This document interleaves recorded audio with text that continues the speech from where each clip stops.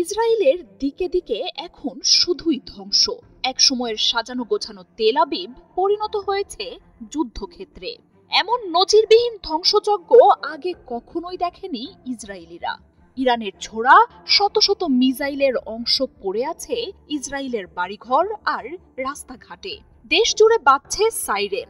তবে এখানেই শেষ নয়। ইসরায়েলের সব স্থাপনাতেই আরো ভয়ঙ্করতম আঘাত হানবে ইরানের মিসাইল, এমন হুঁশিয়ারি দিয়েছে দেশটির বিপ্লবী গার্ড বাহিনী।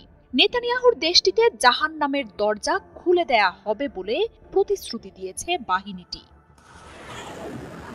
400-র বেশি ব্যালিস্টিক মিসাইল আর শত শত ড্রোনের আঘাতে এখন প্রায় ধ্বংসের দ্বারপ্রান্তে দাঁড়িয়ে ইসরায়েল।